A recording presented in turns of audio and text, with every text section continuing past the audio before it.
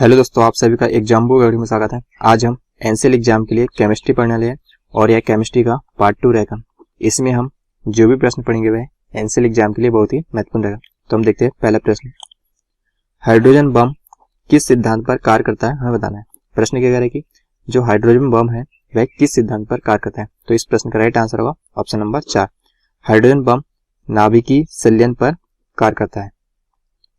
अब देखते हैं अगला प्रश्न, प्रश्न 2 क्या कह रहा है कि इनमें से कौन सी धातु एक द्रव है। हमें बताना कि इनमें से कौन सी धातु एक द्रव है। तो इस प्रश्न का राइट आंसर होगा ऑप्शन नंबर 1, पारा। पारा जो है वह करेक्ट आंसर है। तो पारा एक द्रव धातु है। अब देखते हैं अगला प्रश्न, प्रश्न 3 क्या कह रहा है कि पहले समूह के तत्वों को कहा जाता है। हमें बताना कि पहले समूह के तत्वों को क्या कहा जाता है। तो उन्हें क्षारीय धातुएं कहा जाता है। क्या कहा जाता है? तो क्षारीय धातुएं कहा जाता है। तो ऑप्शन नंबर 3 करेक्ट आंसर है। अब देखते हैं अगला प्रश्न, प्रश्न 4 क्या कह रहा है कि निम्नलिखित में से कौन सा विभिन्न रूपों में मौजूद हो सकता है। हमें बताना कि इनमें से कौन सा विभिन्न रूपों में मौजूद हो सकता है। तो इस प्रश्न का राइट आंसर होगा कार्बन। तो ऑप्शन नंबर 4 करेक्ट आंसर है। अब देखते हैं अगला प्रश्न, प्रश्न 5 क्या कह रहा है कि किसका गलनांक और क्वथनांक अति उच्च होता है। हमें बताना कि किसका गलनांक और क्वथनांक अति उच्च होता है। तो इस प्रश्न का राइट आंसर होगा हीरे। ऑप्शन नंबर 3 करेक्ट आंसर है। अब देखते हैं अगला प्रश्न, प्रश्न 6 क्या कह रहा है कि निम्नलिखित में से कौन सी ऊर्जा का स्रोत है जो परंपरागत जीवाश्म ईंधन का एक विकल्प है। तो इस प्रश्न का राइट आंसर होगा नाभिकीय पदार्थ। तो ऑप्शन नंबर 3 करेक्ट आंसर है।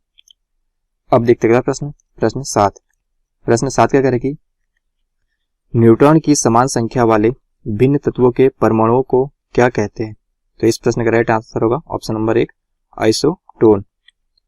अब देखते हैं अगला प्रश्न, प्रश्न 8 क्या कह रहा है कि कौन सा नियम यह कहता है कि स्थिर दाब पर किसी गैस की नियत मात्रा का आयतन उसके परम ताप का सीधा अनुपाती होता है। तो इस प्रश्न का राइट आंसर होगा चार्ल्स का नियम। तो ऑप्शन नंबर 3 करेक्ट आंसर है। अब देखते हैं अगला प्रश्न, प्रश्न 9 क्या कह रहा है कि किस विधि के द्वारा समुद्री जल से नमक प्राप्त किया जाता है। हमें बताना कि किस विधि के द्वारा समुद्री जल से नमक प्राप्त किया जाता है। तो इस प्रश्न का राइट आंसर होगा वाष्पन विधि द्वारा। तो ऑप्शन नंबर 3 करेक्ट आंसर है।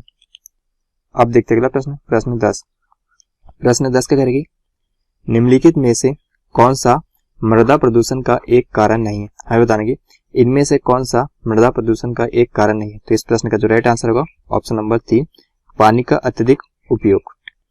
अब देखते हैं अगला प्रश्न, प्रश्न 11 क्या कह रहा है कि इलेक्ट्रॉन विद्युत आवेश के किस किस्म का उप परमाणु कण है। तो इस प्रश्न का राइट आंसर होगा ऋणात्मक। तो ऑप्शन नंबर 2 करेक्ट आंसर है।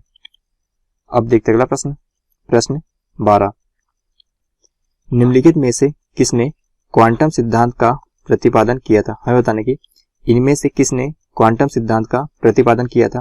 तो इस प्रश्न का राइट आंसर होगा मैक्स प्लांक। किसने? तो मैक्स प्लांक ने। तो ऑप्शन नंबर 2 करेक्ट आंसर है। अब देखते हैं अगला प्रश्न, प्रश्न 13 क्या कह रहा है कि मेंडलीव की आवर्त सारणी में तत्वों को किस क्रम में व्यवस्थित किया गया था। हमें बताना कि मेंडलीव की आवर्त सारणी में तत्वों को किस क्रम में व्यवस्थित किया गया था। तो इस प्रश्न का राइट आंसर होगा ऑप्शन नंबर 1 परमाणु द्रव्यमानों के बढ़ते क्रम में।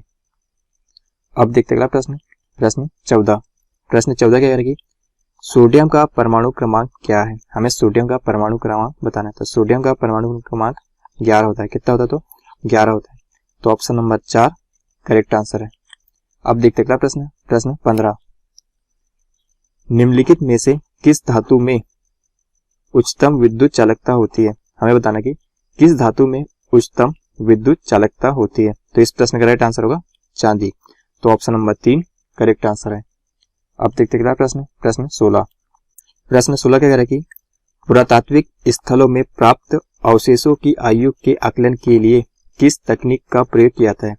तो किस तकनीक का प्रयोग किया जाता है? तो कार्बन डेटिंग। तो हमारा राइट आंसर होगा ऑप्शन नंबर 4।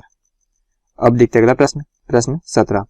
प्रश्न 17 क्या करेगी, निम्नलिखित में से किन गैसों का समूह पर्यावरण में ग्रीन हाउस प्रभाव में योगदान देता है। तो इस प्रश्न का राइट आंसर होगा ऑप्शन नंबर 2, कार्बन डाइऑक्साइड एवं मीथेन। अब देखते हैं अगला प्रश्न, प्रश्न 18। प्रश्न 18 क्या करेगी, अवशोषित पेट्रोलियम से हाइड्रोकार्बन का अलग करने की सबसे आम विधि कौन सी है। तो इस प्रश्न का राइट आंसर होगा प्रभाजी आसवन। क्या होगा आंसर, तो प्रभाजी आसवन होगा। तो ऑप्शन नंबर 4 करेक्ट आंसर है। अब देखते हैं अगला प्रश्न, प्रश्न 19। प्रश्न 19 क्या करेगी, निम्नलिखित में से किसे धोने का सोडा कहा जाता है। हमें बताना इनमें से किसे धोने का सोडा कहा जाता है। तो इस प्रश्न का राइट आंसर होगा सोडियम कार्बोनेट। तो ऑप्शन नंबर 2 करेक्ट आंसर है। अब देखते हैं अगला प्रश्न, प्रश्न 20।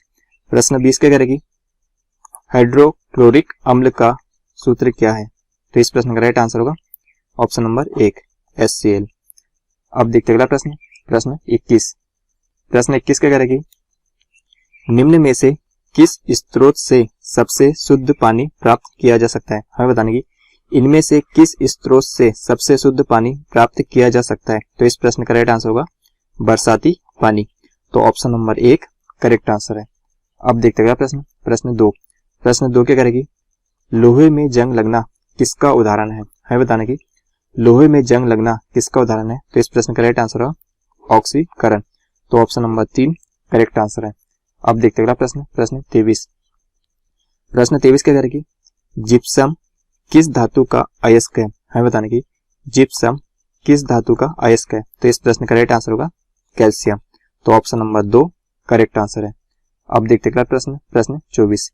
प्रश्न 24 क्या करेगी, निम्न में से कौन सा हाइड्रोजन का समस्थानिक नहीं है। तो इस प्रश्न का राइट आंसर होगा एरिटियम। तो ऑप्शन नंबर 2 करेक्ट आंसर है। अब देखते हैं प्रश्न, प्रश्न 25। प्रश्न 25 क्या करेगी, रेफ्रिजरेटर में शीतलक के रूप में प्रयुक्त गैस है। तो इस प्रश्न का राइट आंसर होगा फ्रीऑन 12। तो ऑप्शन नंबर 1 करेक्ट आंसर है। तो ये थे हमारे केमिस्ट्री पार्ट 2 के इंपॉर्टेंट 25 प्रश्न।